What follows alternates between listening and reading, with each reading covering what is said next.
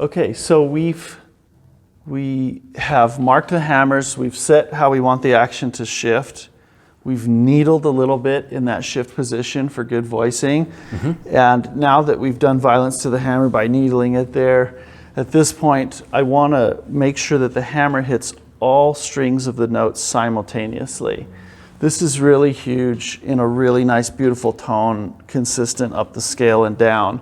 If you think about it, if the strings are uneven and the hammer hits one string before the others, you're not getting maximum tone out of that piano. And when the hammer does hit those other strings, it kind of glances it differently, which will excite those higher harmonics in the tone. And so the sound will be kind of seedier, broken apart, thin, a little bit more nebulous attack, not as clean of an attack, and a different strength in the tone overall. So we're going to see how mating the strings might change the overall tone of this piano and beautify it a little bit. I'll just show you briefly what I'm doing when I'm mating. I'll do most of the work off of camera because this is definitely one of the more tedious things. But if we're looking here, I'm going to take here now. So underneath, I'm raising what some people call the whip-in or the repetition. I'm raising that and I'm pushing it in a certain way so that I can block the hammer up against the string on purpose. Okay? Sure. Now, I'm not blocking it very hard. What I want to find out is at the minimum point when it very first starts to make contact with the string. So right now it's not making contact. I'm going to raise it a little bit. Mm-hmm. It's touching the right two strings, but not the left. I see, okay.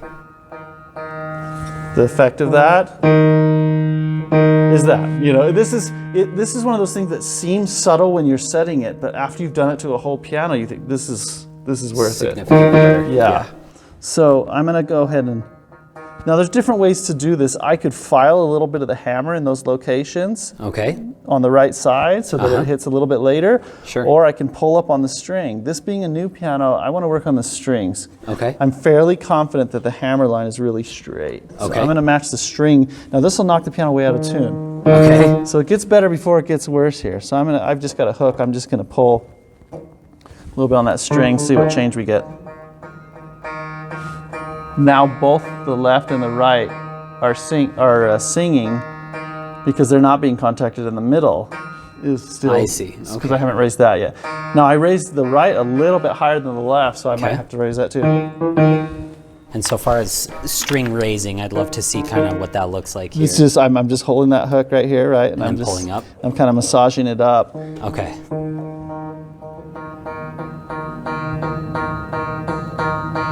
Maybe I overdid it a little bit on that middle one, but that's fine. That's just that's why I said this is tedious. I'm just gonna massage it down a little bit.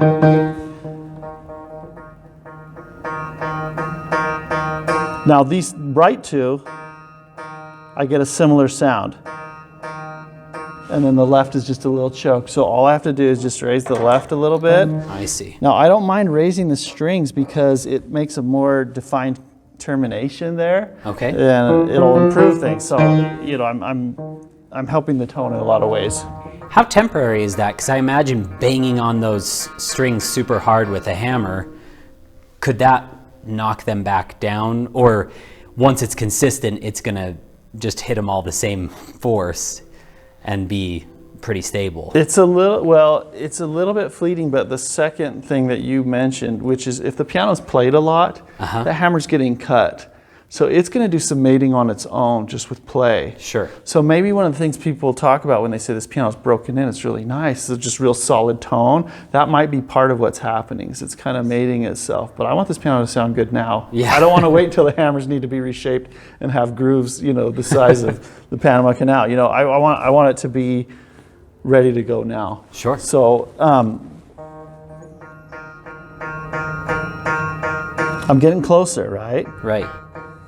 I'm just going to raise that left one just a little more. Overdid it. It's one of those things that's harder to do when you're talking. There, now they're all blocking. Now I could cheat and just push it really hard and they're all going to block no matter what, but the thing that makes the most difference in the tone is setting it at that very first point. Sure. You might have a technician that knows this in principle, but in practice it's actually kind of hard to coordinate. Not pushing too hard and plucking, and so a common mistake is they'll push too hard to say, oh yeah, I made a hammer to the strings, but really you haven't reached the full potential of the sound on that piano. So it has to be pretty delicate. Just the first touch is where you think most technicians make the mistake. Yeah, yep, okay. If they haven't done a lot of it or don't understand it. Now, this knocks it way out of tune. I do this a lot, so I can tell when I've done this that has a little bit more solid attack, but I'm going to grab just my tuning hammer. I don't know, Josh, maybe this is a good time to talk about tuning hammers. Yeah, sure. Tell us, as you're doing this, tell us what kind of tuning hammer this is. This is a Fujian carbon fiber, and it's got an aluminum tube and housing there. I'll just open this up. You can get different lengths, different angles, and the tube is hollow. Okay. And you can get different attachments on the end. But essentially, this is a very, very lightweight, very, very stiff tuning hammer, which gives you a lot of control. And the short of it is it allows you to make very, very small incremental adjustments to the tuning pin with very little effort. Sure. Which is what you want in tuning in terms of control. Tuning technique and learning how to tune a piano, it takes about as long as, getting proficient at the piano, because that's the hardest part of it, not so much the hearing of the notes. But I'm going to go ahead and, what we've decided to do, maybe you could describe what we're going to do, Josh. Absolutely. So as part of at the end of this series, we'll be giving away one of these hammers. And just so you know, this isn't just some cheap giveaway for like $50. Tell us how much this hammer is. No, this is like I think it's about $400-ish, $430 value on it. So. Yeah, and what we'll do is we will link down below how to enter that giveaway throughout this video series. Subscribing to Hyrum's channel as he builds this.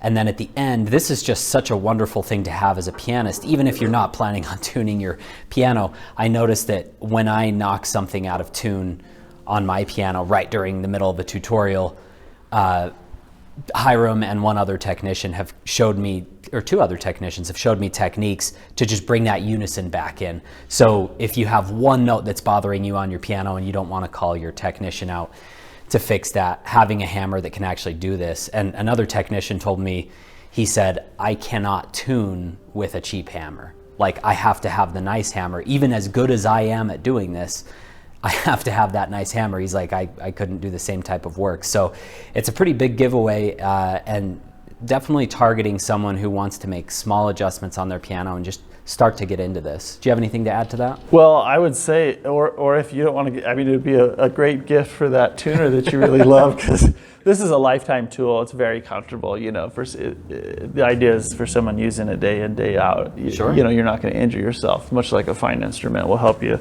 So I'm just going to. That's a great idea. I'm just going to tune these unisons in a little bit.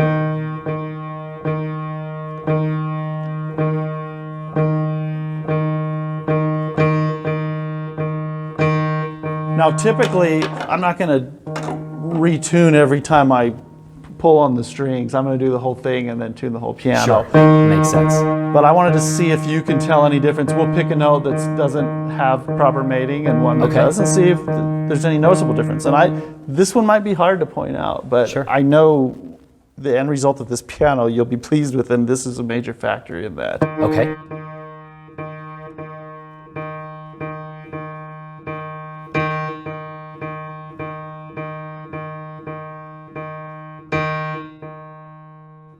Okay, so that's pretty clean, I'd say. Okay. So let's see, maybe its neighbor has the same disease.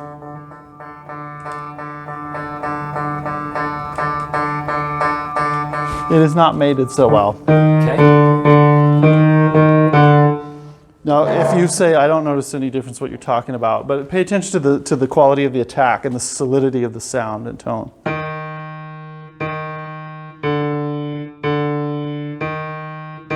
That one sounds those two are the ones you want me to play, right? Yeah, but I realized I should make it a fair comparison between the unisons on that D as well, Oh, okay, sure. so that we're not drawing attention to the fact that the unisons are out. Because you all heard that the unisons were out, right? That's the thing is, he's hypersensitive to this because he does it all day. That D didn't sound too bad to me.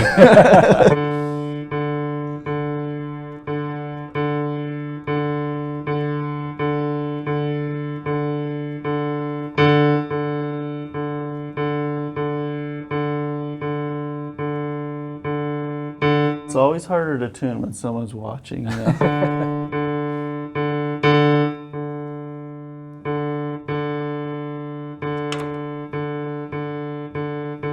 I'm actually having a harder time tuning this unison because of that mating factor. Oh, interesting. I just realized that's Yeah. a big deal.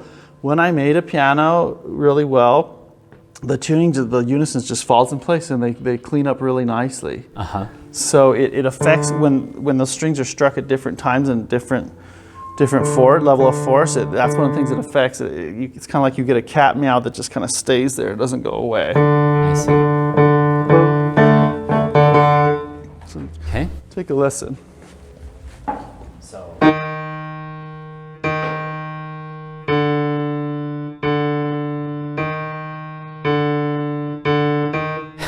I mean, if you didn't point this out that, hey, Yeah. this one's not mated and this one is, then I probably would just say, the D sounds maybe just a tiny bit uglier, but we're really putting this under a microscope here. It's not like this D sounds horrendous and this E flat sounds amazing. The Yeah. E flat sounds great, but the D doesn't sound that bad. But to me, if I'm really listening for it, that might just be just a touch thinner sounding, maybe a little bit more brittle of a tone. Yeah, a little hollow, brittle, yeah. Yeah, very slight. We're talking, it's not like playing an old beat up upright that hasn't been tuned for 30 years. Yeah, but when you set a whole scale that way, the piano just gives you just solid feedback. It's a better situation, and it's a lot easier to get a good tone, good tuning and everything. Awesome. And the way that sustain's gonna sound. So I'll get to work and do the rest Okay. of the mating on this. Sounds great.